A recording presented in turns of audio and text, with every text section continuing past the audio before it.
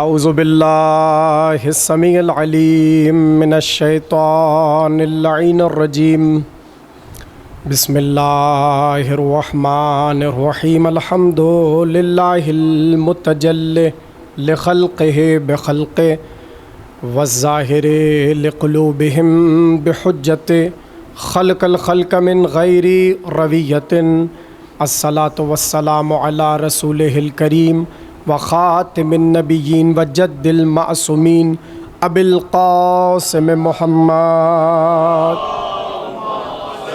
اللہم صل وآلہ الطیبین الطاہرین المعصومین الذین اذہب اللہ عنہم الرجس وطہرہم تطہیرا اللہم صل علی محمد ولعنۃ اللہ علی اعدائہم اجمعین من الآن الی قیام یوم الدین اما بعد فقد قال الامام الباقر علیہ السلام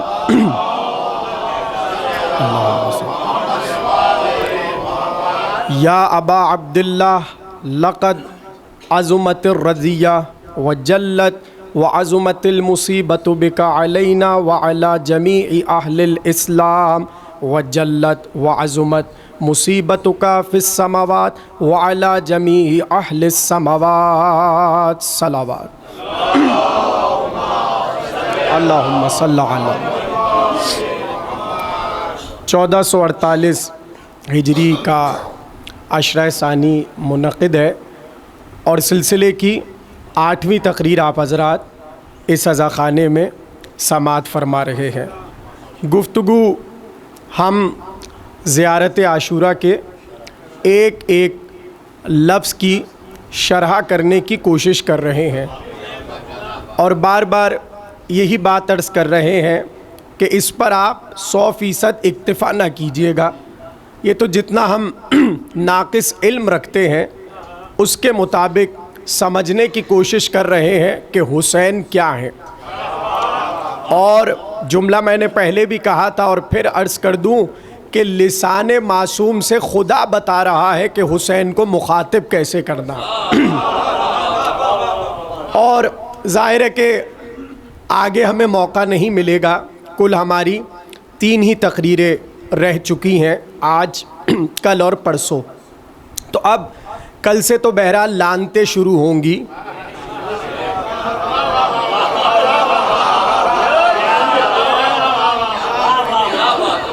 آپ سلامت رہیے، آپ جیسا سامع ہو تاکہ جملوں کی قدر کرے، اور گفتگو میں پھر ظاہر ہے کہ لطف آتا ہے کرنے میں بھی۔ تو کل ہم گفتگو بڑھے 2 دن ہم نے سوچا ہے کہ جو آخری کی مجلسیں ہیں اس پہ بس ہمارا موضوع ہوگا لعنت، صحیح ہے، اور کیا لعنت کے معنی ہے، زیارت میں لعنت کا مفہوم کیا ہے، اور کس کس پر لعنت ہے، اور کس کس نوعیت کی لعنت ہے۔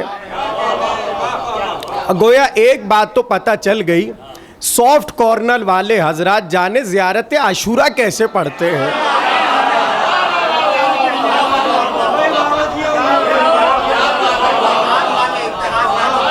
صلوات پڑھیے بلند آواز میں، اللہم صلی اللہ۔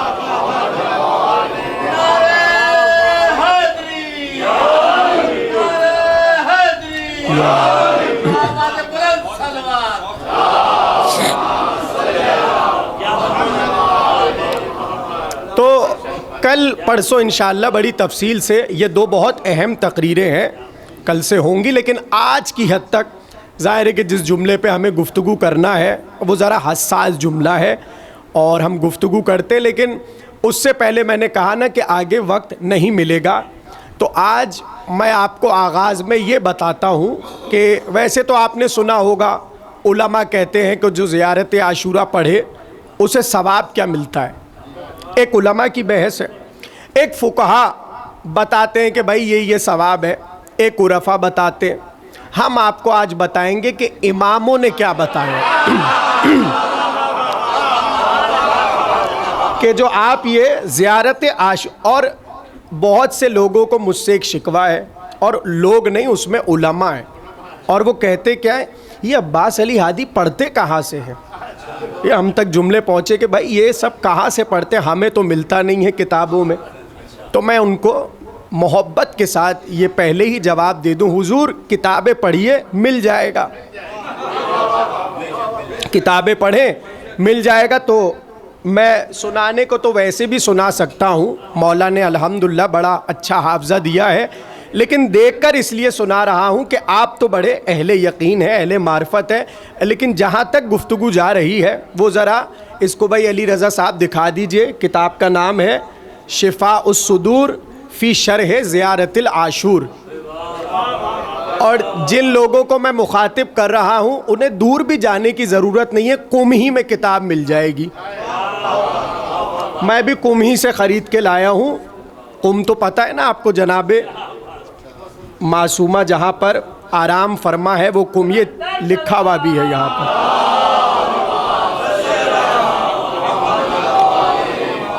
یہ طوبہ معرفت والوں نے چھاپی ہے کتاب، اور یہ آپ کو خیابان ارم بی بی کے روضے کے پیچھے جو سڑک جا رہی ہے پیچھے والا حصہ، وہاں بھی مل جائے گی. مجتمع ناشران میں، آپ لوگ پریشان نہ ہو، میں کسی اور سے بات کر رہا ہوں اس میں. مجتمع ناشران سے بھی مل جائے گی، یعنی جتنی پاساج قدس پر بھی مل جائے گی. یہ مطلب بہت عام دکانیں ہیں، اور پورے سمجھے کہ مارکیٹس اور مال بنے ہوئے ہیں کتابوں کے. جیسے آپ کے یہاں دکانیں بنی ہوئی ہیں نا، بڑے بڑے مال، ادھر قریب ہی کتنے بڑے بڑے مال ہیں. ایران میں ایسے کتابوں کے مال بنے ہوئے ہیں، 3 4 منزلہ، بڑے عمدہ. تو اب میں آپ کو اماموں کی روایت سے بتا رہا ہوں کہ جو زیارت عاشورہ پڑھتا ہے، امام کی نگاہ میں اس کا ثواب کیا ہے، اس کا ثواب کیا ہے. اب میں ایک ایک دیکھ کر بتا رہا ہوں اور آپ جھومتے رہیے اور خوش ہوتے رہیے.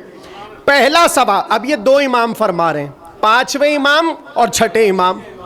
تیار ہیں آپ سب سننے کے لیے؟ کہ پہلا ثواب جو زیارت عاشورہ پڑھنے والے کو ملتا ہے، یعنی اگر کوئی زندگی میں ایک بار بھی پڑھ رہا ہے، ایک بار زیارت عاشورہ پڑھے، تو امام نے کہا پہلا ثواب یہ ہے کہ اسے 12,000 حج کا ثواب ملتا ہے. بس جھومتے رہیے. اب یہ موضوع کا حصہ ہے تاکہ جو زیارت ہم شرح کر رہے پتہ تو چلے اس کا ثواب کیا ہے. یہ لکھا ہوا ثواب 12,000 حج، 12,000 حج کا ثواب جو ایک بار پڑھے. اب سوچے جو روز پڑھ رہا ہے کتنے حج کر رہا ہے وہ.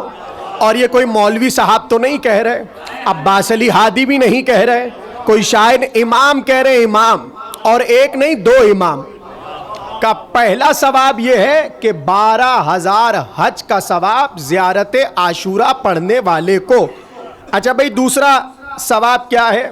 کہ دوسرا ثواب ہے 1000 جہاد کا ثواب. اب میں ذرا سا اس پہ ایک جملہ کہنا چاہتا ہوں حدیث کا. کتنے جہاد؟ 1000. اور آپ کو پتہ ہے ہمارے ہاں تو ویسی بھی جہاد حرام ہے جب تک معصوم نہ ہو. ہم سے بڑا کوئی جہادی ہے نہیں، لیکن ہم اس وقت جہادی ہیں جب امام موجود ہو. ابھی ہمارا جہاد کیا ہے؟ صبر. ابھی ہمارا جہاد کیا ہے؟ انتظار. یہی. اور یہ بھی سن لیجئے، حدیث آپ کو سنا دوں، ابتدا ہی میں اصول کافی کی حدیث ہے، عجیب حدیث ہے. امام نے فرمایا ہر عمل پر اللہ نے اس سے بہتر عمل رکھا ہے. تھوڑا سا سمجھیے گا حدیث کو. امام نے فرمایا جتنے اعمال ہیں شریعت میں، ہر عمل پہ کوئی نہ کوئی عمل ہے، یعنی جو عمل آپ کے ذہن میں آئے اس سے اوپر ایک عمل ہے. لیکن امام نے کہا جہاد ایسا عمل ہے جس سے اوپر کوئی عمل ہی نہیں ہے. آپ نے زیارت عاشورہ پڑھی، امام نے کہا 1000 جہاد کر لیے. یعنی ایک زیارت عاشورہ اس عمل پر آپ کو لے گئی کہ جس سے بڑا کوئی عمل نہیں. کتنے ثواب ہو گئے؟ 2. بولتے رہیے گا ساتھ، خاموش نہ بیٹھیے. تیسرا کیا ہے؟ تیسرا ثواب ہے 2000 حج. ابھی پوری نہیں، حج نہیں، عمرے. 2000 عمرے. اچھا کس کے ساتھ؟ ہمیں آنہا را با رسول خدا و آئمہ اطہار بجا آورد باشد. یعنی جب آپ زیارت عاشورہ پڑھ رہے ہیں، آپ نے جیسے ہی سجدے سے سر اٹھایا، فوراً فرشتوں نے لکھ دیا اس نے رسول کے ساتھ 2000 عمرے کر لیے، علی کے ساتھ 2000 عمرے کر لیے. سمجھ رہے؟ یہ پڑھ کے سنا رہا ہوں ایک ایک جملہ تاکہ کسی کو گھبراہٹ نہ ہو. یعنی آپ نے زیارت عاشورہ پڑھی، چہاردہ معصومین کے ساتھ 2000 عمرہ کرنے کا ثواب نامہ اعمال میں لکھ دیا. تیسرا کیا ہے بھائی؟ چوتھا آپ سلامت رہی. چوتھا کیا ہے؟ چوتھا یہ ہے کہ جتنے انبیاء اولین تا آخرین دھرتی پر آئے اور امت نے جو جو ان پر ظلم ڈھائے، تو اللہ نے ہر نبی کے لیے ایک ثواب مقرر کیا. مطلب نوح پتھر کھا رہے ہیں تو اللہ نے ایک ثواب مقرر کیا، نوح تمہیں اتنا ثواب ملے گا. ابراہیم کو نار نمرود میں پھینکا جا رہا ہے تو اس مصیبت پر اللہ نے ایک ثواب مقرر کیا. زکریا پر آری چل رہی ہے، اللہ نے ثواب مقرر کیا. یحییٰ کی گردن کٹ رہی ہے، اللہ نے ایک ثواب مقرر کیا. رسول اللہ پر جتنے ظلم ہوئے از آدم تا خاتم، تمام انبیاء کی مصیبتوں کا ثواب ایک زیارت عاشورہ پڑھنے والے کو ملے گا. یہ زیارت عاشورہ ثواب امام بتا رہے ہیں، اور ایک نہیں دو امام بتا رہے ہیں کہ جتنے انبیاء اللہ کے گزرے، جس کی مصیبت کا جو ثواب ہے وہ سب زیارت عاشورہ پڑھنے. لطف آ رہا ہے کہ نہیں آ رہا؟ بھائی روز آپ پڑھتے ہیں ماشاءاللہ، پتہ تو چلے آپ کو مل کیا رہا ہے. وہی تو سنا رہا ہوں کہ مل کیا رہا ہے. کہا پانچویں صفت یہ ہے کہ جتنے انبیاء کے وصی گزرے ان پر جو مصیبتیں گزری، تو جو اللہ نے ان اوصیاء کے لیے ثواب مقرر کیا تھا، زیارت عاشورہ پڑھنے والے کو وہ ثواب ملے گا. علی بھی تو وصی رسول ہے. میں نہیں کہہ رہا حدیث معصوم سنا رہا ہوں کہ اگلا ثواب جتنے صدیقین گزرے ان پر جو مصیبتیں گزری، جو ثواب ان صدیقین کے لیے رکھا زیارت عاشورہ پڑھنے والے کو ملے گا. اب جملہ سنیے کہ جتنے شہداء گزرے، کہاں آپ بیٹھے ہیں تھوڑا سا لطف لیجئے، جتنے شہداء گزرے. اب میں کہاں سے پہلے شہید کا ذکر کروں؟ پہلا شہید ہے حابیل. وہاں سے لے کر امام نے فرمایا تا روز قیامت، یعنی قیامت تک جتنے شہداء آئیں گے اور دھرتی پر سب کا لہو بہے گا، جس کی شہادت کا جو ثواب ہے زیارت عاشورہ کے قاری کو وہی ثواب ملے. دو امام فرما رہے، دو. اب اگلی منزل کیا ہے؟ کہ ایک ثواب یہ ہے کہ 1,00,000 درجات اسے مل جائیں گے ایک زیارت پڑھنے پر. یعنی آپ زیارت سے پہلے فرض کیجئے، میں اپنے اوپر رکھ کے کہہ رہا ہوں میں 0 درجے پر تھا، میں نے جیسی زیارت پڑھی اللہ نے مجھے 1,00,000 کا درجہ عطا فرمایا. کا اگلا ثواب یہ ہے زیارت عاشورہ پڑھنے والے کو 1000 نیکیاں ملتی ہیں. یعنی ہر انسان یہی کوشش کرتا ہے کہ ہم نیکیاں کریں. امام نے کہا زیارت عاشورہ پڑھو، 1000 نیکیاں تمہیں ملیں گی. اگلا کہا کہ جو زیارت عاشورہ پڑھے گا، اگر زیارت سے پہلے اس کے نامہ اعمال میں 1000 گناہ ہو. معصوم فرما رہے، معصوم کہ جیسی وہ زیارت پڑھ چکے گا اللہ فرشتوں سے کہے گا گناہ مٹا دو. 1000 گناہ زیارت عاشورہ پڑھنے والے کے مٹا دو. اگلا فرمایا، اب یہ تھوڑی عجیب و غریب منزل ہے لیکن ہم احتیاط سے پڑھیں گے، اس لیے کہ ہم حفظ مراتب کا بہت خیال رکھتے ہیں. توجہ سے سنیں. امام نے کہا جو زیارت عاشورہ پڑھے وہ اس درجے تک پہنچ جاتا ہے جہاں حسین کے اصحاب با وفا پہنچے. یہ لکھا ہوا ہے.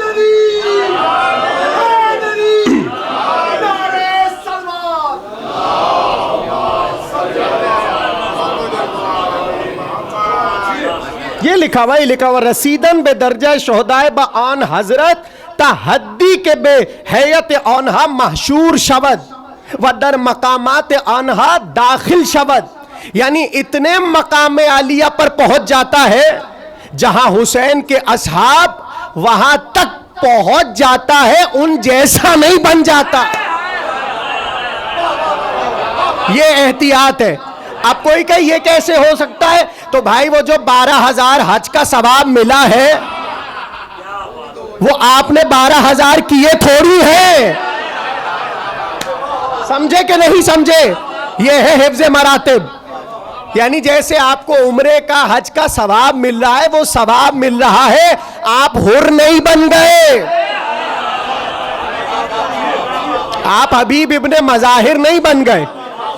آپ کو ثواب مل رہا ہے اور اس میں آپ کا اور میرا کوئی کمال نہیں ہے، زیارت کی وجہ سے ثواب مل رہا ہے. اور زیارت جب پڑھیں گے تو کل کی تقریر بھولے تو نہیں. زیارت پڑھ کے پہلے ہی تو آپ یہ اعلان کر دیں گے میری اتنی حیثیت کہاں کہ میں آپ تک سلام پہنچاؤں. تو آپ سلام پہنچانے کی حیثیت نہیں رکھتے تو ان جیسے کیسے ہو جائیں گے؟ بھائی جڑے رہیے. جو پہلے دن سے سن رہا ہے اگلا ثواب کیا ختم ہو رہے ثواب. آپ کو بوجھل تو نہیں ہو رہے ثواب سن کے؟ ارے بھائی یہ سب آپ ہی کو مل رہا ہے. سنیں یہ باتیں سنیں، اس لیے کہ ہم مجمع کو ڈراتے نہیں ہیں.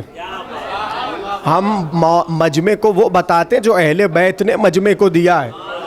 اگلی بات کیا ہے کہ جتنے پیغمبر روئے زمین پر آئے، زیارت عاشورہ پڑھنے والے کو سب کی زیارت کا ثواب ملتا ہے. یعنی گویا آپ نے زیارت عاشورہ پڑھی، اللہ نے کہا لکھو اس نے آدم کی زیارت کی، نوح کی زیارت کی، موسیٰ کی زیارت کی، ابراہیم، ایک ایک نبی مرسل کی زیارت کا ثواب. اور پھر فرمایا اے ہائے ہائے ثواب زیارت ہر کسی کے زیارت نمود اس آن حضرت را از روزی کے شہید شدن. یعنی اسے ثواب ملتا ہے ان لوگوں کے دیکھنے کا جو حسین پر قربان ہو گئے. بات سمجھے آپ؟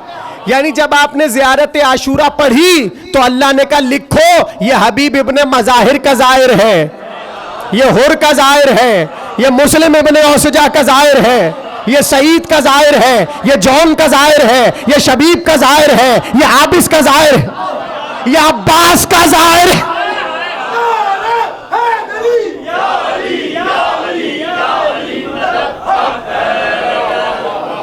آج تو میں آپ کو ثواب بتا رہا ہوں، تقریر تھوڑے ہٹ کے ہو رہی ہے. اگلا فرمایا تمام ہو رہا ہے، کہا جواب سلام. اب وہ جو میں پہلے دوسرے دن سے رو رہا تھا اور بہت سے لوگوں کو اگر شکوہ ہو رہا تھا، امام نے فرمایا اگلی فضیلت یہ ہے کہ جب وہ زیارت کرتا ہے تو حسین جواب دیتے ہیں.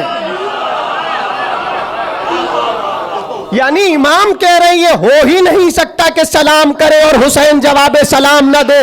اور اس کے بعد فرمایا توجہ کہ جو زیارت عاشورہ پڑھے گا اس کی تمام حاجات قبول ہوں گی، چاہے وہ کتنی بڑی کیوں نہ ہو. بھائی جب امام نے بتا دیا کہ حاجات کی قبولیت کے لیے زیارت عاشورہ پڑھو تو پھر اب ادھر ادھر جانے کی ضرورت کیا ہے؟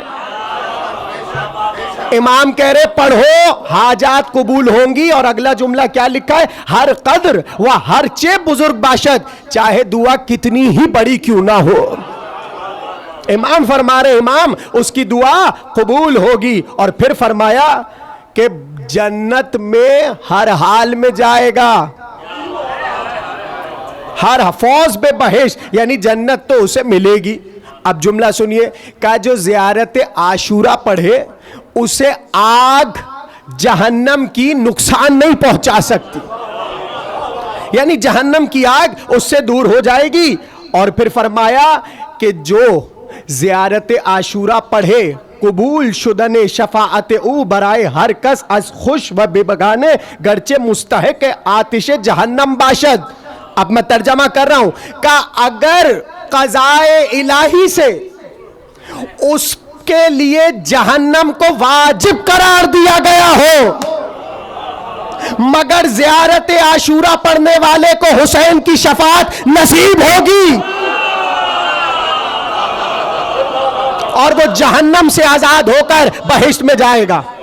امام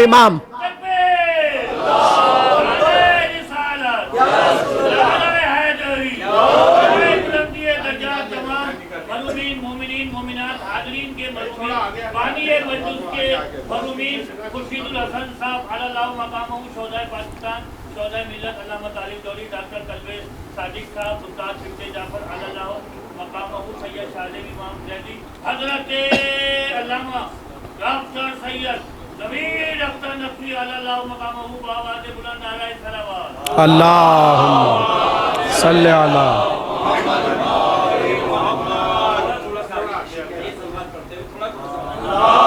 اللہم صلی علی محمد. ایک اور صلوات پڑھیے بلند آواز میں. اللہم صلی علی. بھائی لطف آ رہا ہے کہ نہیں آ رہا؟ اور آخری صفت جو امام نے بتائی اور اس پر بات تمام ہو گئی. توجہ، امام نے کہا جو بھی اس انداز میں، یعنی جو زیارت عاشورہ شروع ہوتی ہے سجدے تک، امام نے کہا جو بھی اس زیارت کو چاہے قبر حسین پر پڑھے، بھائی جملہ سنیے گا، یا حسین کی قبر سے دور کہیں بھی ہو اور پڑھے، میں ضمانت دیتا ہوں، میرے بابا کی ضمانت ہے، ان کے بابا کی ضمانت. اب حدیث قدسی کا پورا سلسلہ سند یاد رکھیے گا، اپنے سے ضمانت شروع کر کے خدا تک ضمانت کو پہنچایا. زیارت عاشورہ کو خدا رد نہیں کرے گا.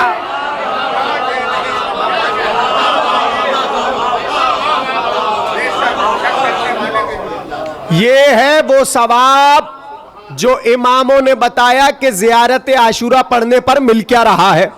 تو اب آپ کو اہمیت سمجھ آ رہی ہے، اسی کی تو ہم شرح کر رہے ہیں. مگر دو باتیں اور سن لیجئے ابتدائی میں، اس لیے کہ دیکھیے باتیں ضروری ہیں. اب وہ بات یہ ہے کہ معصوم کتنی تاکید کرتے ہیں زیارت کی، یہ ایک الگ موضوع ہے. سننا چاہتے ہیں آپ لوگ؟ اب وہ سن لیجئے. سید احمد رشتی بہت بڑے صاحب اور تاجر گزرے ہیں. سید احمد رشتی، رشت کے رہنے والے، ایران کا ایک شہر. یہ واقعہ 150 سال پرانا ہے. اور ان لوگوں کو جو کہتے ہیں کہ عباس علی ہادی پڑھتے کہاں سے ہیں، مفاتیح الجنان سے پڑھ رہا ہوں، مفاتیح الجنان سے پڑھ رہا ہوں. اس میں یہ واقعہ لکھا ہوا ہے کہ سید احمد رشتی جا رہے تھے سفر حج پر، رشت سے نکلے اور تبریز پہنچے. تبریز بھی ایران کا شہر. وہاں پہنچے، حج کے لیے جا رہے تھے، تنہا تھے. ان کے علم میں یہ تھا کہ تبریز سے قافلے جاتے ہیں، حج کے قافلے جاتے ہیں، تو وہاں سے میں چند لوگوں کے گروپ میں اور کاروان میں شامل ہو جاؤں گا اور حج پر چلا جاؤں گا. پہنچے تبریز، وہاں سے ایک گھوڑا خریدا اور چند رقم ہاتھ میں تھی ان کے تھیلی میں اور چلے. کہتے ہیں چونکہ راستہ آگے کا بہت خطرناک تھا تو جو اس گروپ کا لیڈر تھا، 4-5 لوگوں کو یا 3-4 لوگوں کا قافلہ تھا، انہوں نے کہا کہ بھائی چونکہ راستہ آگے کا بہت خطرناک ہے تو آج آرام کم کرنا ہے اور ہمیں سفر زیادہ کرنا ہے. بس سنتے نا اسی دلچسپی سے. طے یہ ہوا کہ فجر سے 3 گھنٹے پہلے سب اٹھ جائیں گے اور جلدی سے سفر کریں گے، اس لیے کہ سردی کا موسم تھا، برف باری بھی ہونے ہی والی تھی، موسم بتا رہا تھا، ہوا کی بھی بڑی تیزی تھی. یہاں تک کہ وہ وقت آ گیا کہ سب نے سفر شروع کیا. جیسے ہی سفر کرنے لگے تو احمد رشتی کا جو گھوڑا ہے وہ تھوڑا ضعیف تھا، نہیں چل پا رہا تھا، سست تھا. اب ہوا کیا، لوگوں نے ان کو چھوڑ دیا اور جلدی جلدی سب آگے بڑھ گئے. اب یہ تنہا، یہ تو آئے تبریز اس لیے تھے کہ کسی کے ساتھ مل کے حج پر جائیں گے. بات پہنچ رہی ہے؟ اب یہاں پر تنہا اور سوچ رہے کیا کروں، اس لیے کہ سردی بھی بہت ہے, گھوڑا چلنے کو تیار نہیں. اسی پریشانی میں دور دیکھا کہ ایک بزرگ کھڑے ہیں اور وہ اپنا کوئی کام کر رہے ہیں. جو درخت پر ان کے باغ پر برف آ کر جمی ہے اس کو بیلچے سے توڑتے جاتے ہیں. جب سید رشدی کو پریشان دیکھا, قریب آئے, کہ کیا ہوا, پریشان کیوں ہو؟ انہوں نے بتایا کہ اس طرح میں مشکل میں گرفتار ہو گیا. تو پلٹ کے کہنے لگے, تو نماز شب کیوں نہیں پڑھ رہا؟ تو نماز شب کیوں نہیں پڑھ رہا؟ پڑھ نماز شب. سید رشدی کہتے ہیں میں نے فوراً سے وہیں پر وضو کیا اور نماز شب ادا کر لی. تھوڑی دیر بعد پھر وہی بزرگ آئے, کہا تو گیا کیوں نہیں؟ کہ اب تک کوئی سبیل نہیں ہوئی اور دیکھیں وقت ڈھلتا چلا جا رہا ہے. کہ گھبراتا کیوں ہے؟ زیارت جامعہ کیوں نہیں پڑھتا؟ توجہ. کہ زیارت جامعہ کیوں نہیں پڑھتا؟ اب وہ سید رشدی کہتے جتنی مجھے آتی تھی, حفظ تھی, وہ میں نے پڑھ لی, اور جب پڑھ کے تمام کر چکا میں وہیں پر سر پہ ہاتھ رکھ کے بیٹھا رہا. پھر وہ بزرگ آئے, کہ تو اب تک گیا نہیں؟ کہا میں نے تو زیارت پڑھ لی مگر اب تک کوئی سبیل نہیں ہوئی. تو پلٹ کے بزرگ نے کہا پھر پڑھنا زیارت عاشورہ.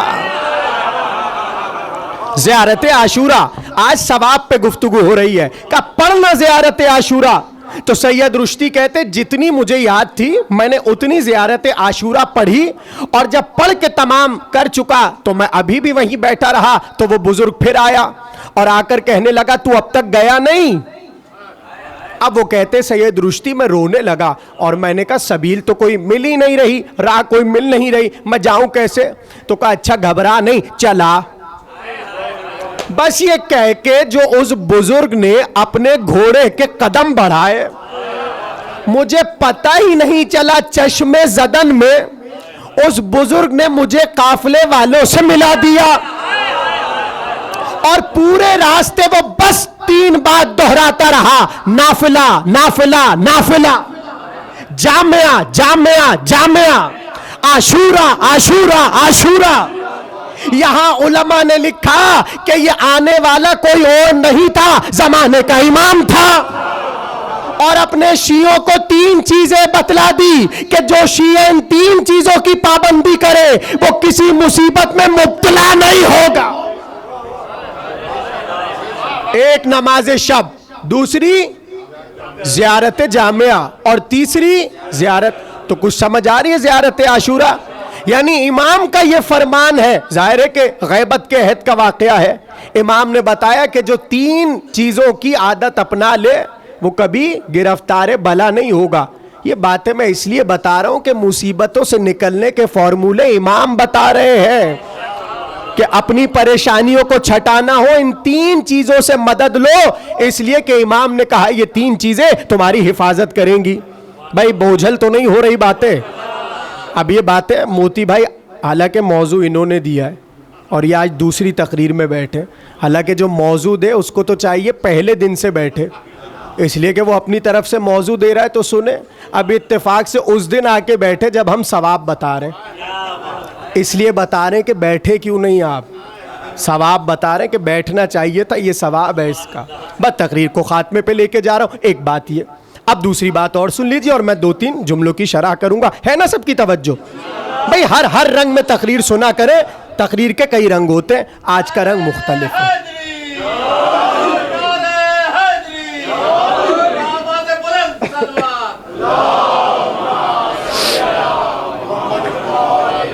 اب میں بالکل اشارتاً ایک واقعہ سنا کر بس شرح پر آ رہا ہوں, بہت توجہ. کیا کمال ہے زیارت عاشورہ کا؟ یہ جو آپ زیارت عاشورہ پڑھتے ہیں اس کا کمال کیا ہے؟ اب یہ بھی میں مفاتی ہی سے پڑھ رہا ہوں, حوالے دے رہا ہوں, ساتھ ساتھ سن لیجئے. یہ بھی واقعہ بڑا عجیب ہے. کہتے ہیں کہ ایک شخص تھا کہ جو اچھے کام نہیں کرتا تھا, رشوت کا کام تھا, اور پورے محلے میں مشہور تھا کہ بھائی یہ تو رشوت لیتا ہے. یہاں تک کہ مر گیا. جیسی مرا تو اسے اچھے قبرستان میں دفنا دیا جہاں مومنین کی روحیں تھیں, وہاں اس کو دفنا دیا. تو کسی نے اسے خواب میں دیکھا, کیا وجی چہرہ, سفید لباس پہنے, خوبصورت, نور ساطع ہے چہرے سے اور بدن سے خوشبو آ رہی ہے. تو وہ اس کا کوئی دوست تھا جو اس کے سارے کرتوت جانتا تھا. اس نے کہا بھائی تیرے بارے میں تو میں بہت اچھے سے جانتا ہوں ماضی، مگر تو اتنا خوشحال، یہ وجی چہرہ تیرا، یہ سفید لباس پہنے، یہ تیرے پاس سے خوشبو آ رہی ہے، سبب تو بتا کیا ہے؟ اب جملہ سنیے، کہنے لگا سبب کل ایک ہے، میں گیا قبر میں، مجھے عذاب ملتا رہا، اس لیے کہ مہینے بیت گئے تھے اسے قبر میں گئے ہوئے مرے ہوئے، کہا بہت عذاب ملا، لیکن ہوا یہ کہ کل رات ہی کو ہمارے قبرستان میں ایک عورت دفن کی گئی ہے۔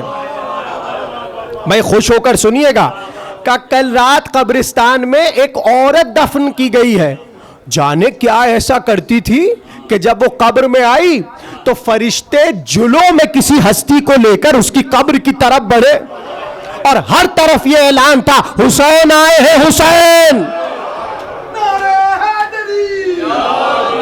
فضائل کا ہر طرف یہ اعلان تھا کہ حسین ابن علی تشریف لائے ہیں۔ حسین تین بار یعنی ایک ہی رات میں، جس رات وہ عورت دفن ہوئی، 3 بار حسین آئے۔ کا پہلی بار آئے بڑی برکتیں تھی، دوسری بار آئے بڑی رحمتیں تھی، مگر تیسری بار جب حسین آئے تو حسین نے اعلان کیا اس عورت کی وجہ سے جتنے قریب میں قبرستان میں عذاب میں مبتلا لوگ ہیں، حسین کہتے سب کا عذاب اٹھا دو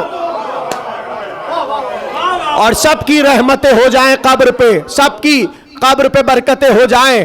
کہتے بس جیسے امام حسین کا آرڈر آیا تو ہمارے لیے خوبصورت بہشتی لباس آئے، جنت کا عطر آیا، اور ہمارے چہروں پر نور ساطع ہو گیا حسین کے آنے سے۔ اب اس نے جیسے واقعہ سنا، کہا وہ عورت تھی کون؟ کہا وہ ہمارے علاقے میں فلا تاجر نہیں ہے، اس کی زوجہ تھی۔ اب یہ جیسے ہی اٹھا پہنچا گھر پہ، کہا یہ تو بتائیے آپ کی زوجہ کیا امام حسین کی زیارت کر کے آئی تھی؟ کہا اشتیاق بہت رکھتی تھی مگر کبھی کربلا نہیں گئی۔ فضائل کہا کبھی کربلا نہیں گئی۔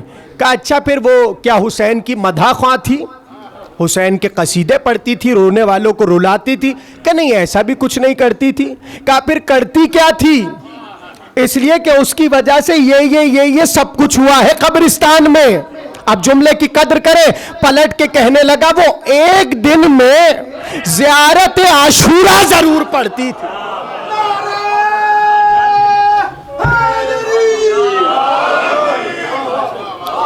اس نے کبھی زیارت عاشورہ کو ناگا نہیں کیا، یعنی روز زیارت عاشورہ کی تلاوت کرتی تھی۔ یعنی اس واقعے سے ایک بات تو پتہ چل گئی، زیارت عاشورہ سے جتنا کچھ بتایا وہ تو ملتا ہے، قبر میں حسین الگ آتے۔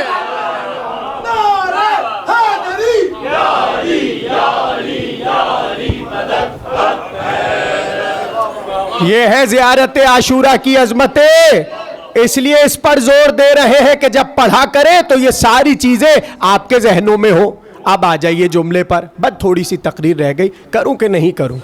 دیکھیں تقریر تو ہو چکی ہے، لیکن اگر آپ چاہیں گے تو میں کروں، آج میرے پاس ٹائم ہے، اس لیے کہ کل سے تو لانتے ہیں، تو آج ذرا سا یہ سن لیجئے۔ اب وہ کیا ہے جملہ زیارت کا؟ یا ابا عبداللہ، اب آپ نے مخاطب کیا، یا ابا عبداللہ اے حسین، لقد عظمت الرزیہ وجلت وعظمت المصیبہ علی بکا علینا وعلی جمیع الاسلام۔ اب ترجمہ کیا ہے؟ اے حسین، اب آپ جیسے چاہیں سنیں، اے حسین آپ کی مصیبت سے، آپ کی عظیم مصیبت سے، آپ کی بھاری سوگواری سے ہم پر اور اہل اسلام پر بڑا گہرا صدمہ پہنچا ہے۔ یہ اس جملے کا ترجمہ ہے جو میں نے کر دیا، اور اس کے بعد جملہ کیا ہے؟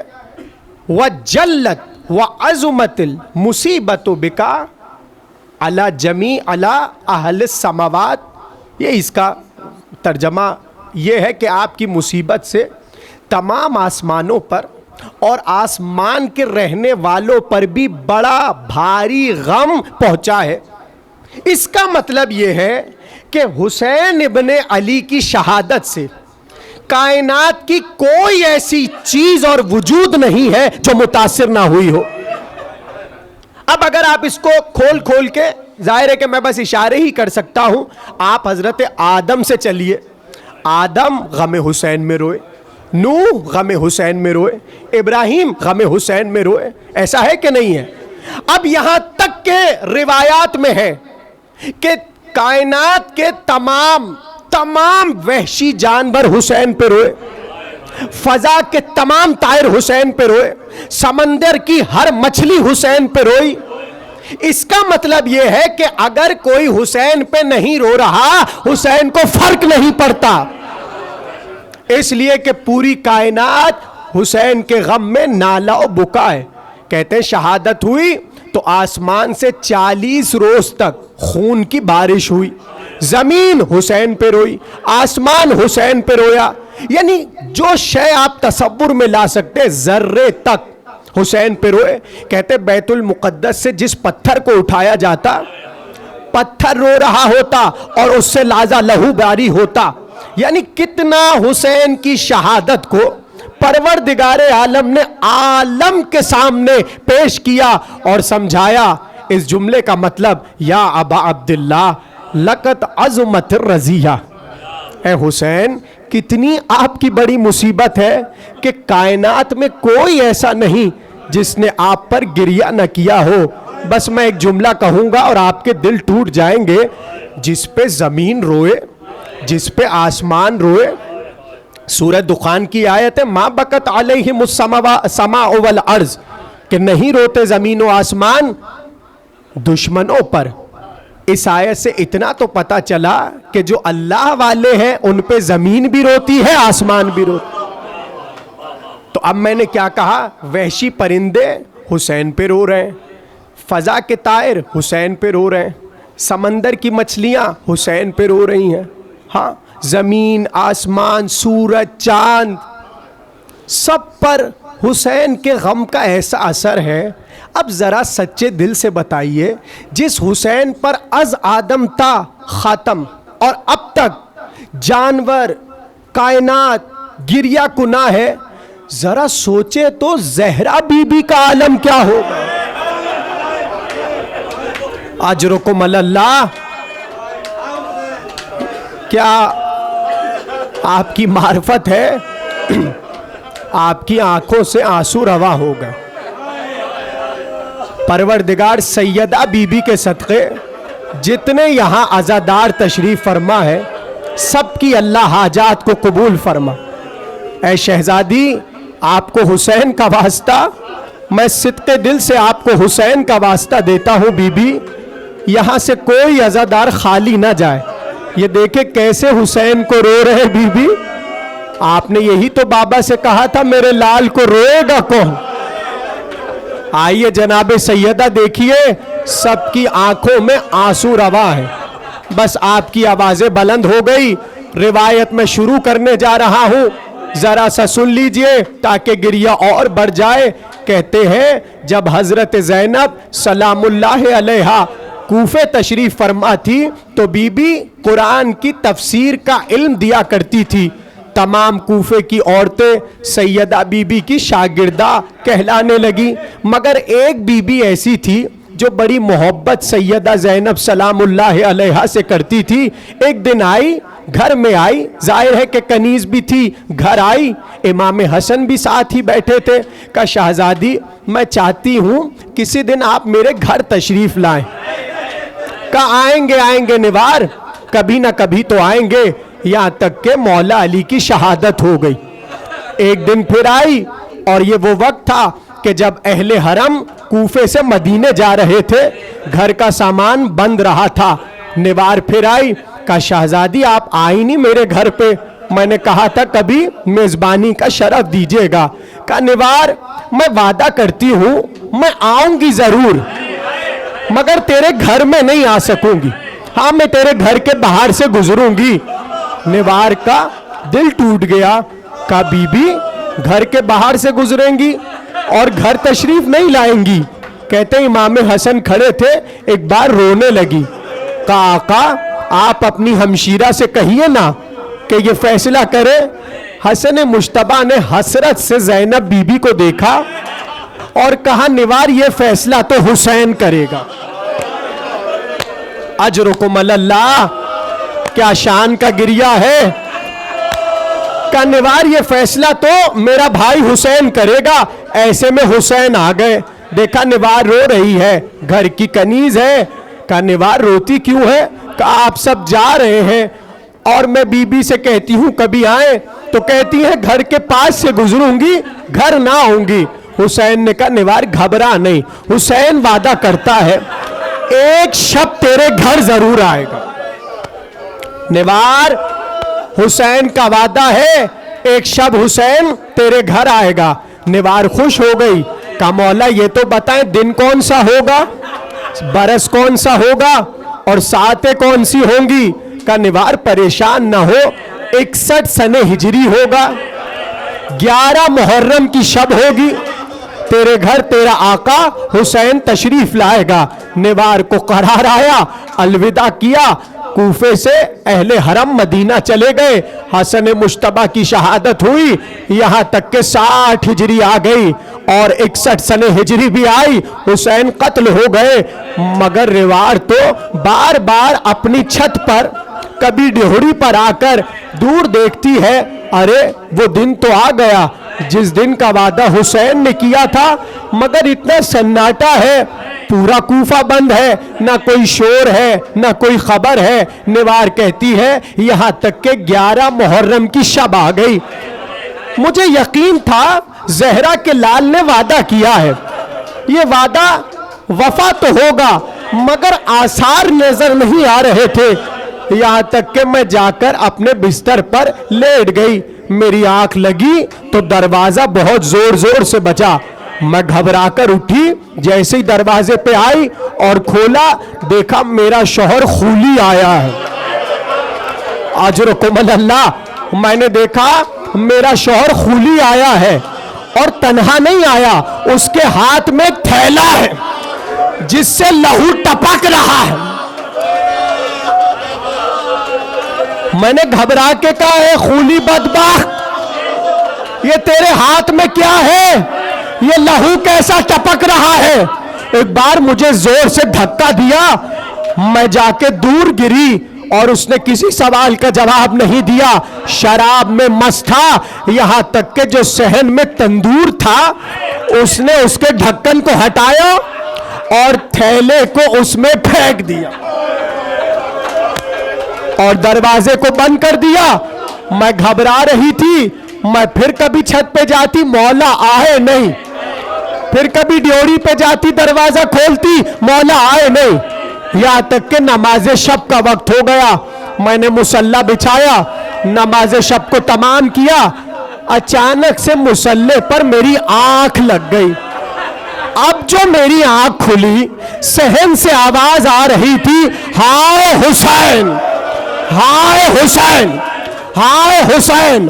آواز سن کے میں گھبرائی، اب جو میں حجرے سے باہر نکلی اور دالان پر آئی، میں نے دیکھا تندور کا ڈھکن کھلا ہوا ہے اور ایک نور اس میں سے نکل رہا ہے اور بڑی نورانی سواریاں میرے صحن خانہ میں ہے، اور میں نے دیکھا ایک بار تندور سے ایک سر برآمد ہوا، ایک بی بی بڑی، اس نے اپنے زانو پہ سر کو رکھا اور رو رو کے کہتی تھی بابا بابا۔ اس کے قریب ایک بی بی کھڑی تھی، میں قریب آئی، میں نے کہا شہزادی آپ کون ہیں؟ رو کے کہا میں رسول کی زوجہ خدیجہ ہوں، میں رسول کی زوجہ خدیجہ ہوں۔ ایک ایک بی بی کا تعارف ہوا، آخری جملہ ایک بار تڑپ کے نوار نے کہا اور یہ بی بی جو سب سے زیادہ رو رہی ہے اس بی بی کا نام کیا ہے؟ اور کہا یہ کون؟ کہا یہ میری بیٹی فاطمہ زہرا۔ کہا یہ کٹا ہوا سر کس کا ہے؟ کہا حسین۔ ایک بار نوار تڑپ کے گری، رو کے کہا مولا یہ کیسی میزبانی ہے، ارے وعدہ وفا کیا مگر میں پانی نہ پلا سکی، باقیوں کا کیا ہوا؟ کہا نوار عباس مارے گئے، علی اکبر مارے گئے۔ نوار کہتی ہے میں نے رو کے کہا پروردگار زینب کو پتہ نہ چلے، بہن کو پتہ نہ چلے، اقبال کا ٹیشن سے آواز آئے، نوار 70 قدم سے زینب نے کٹتا ہوا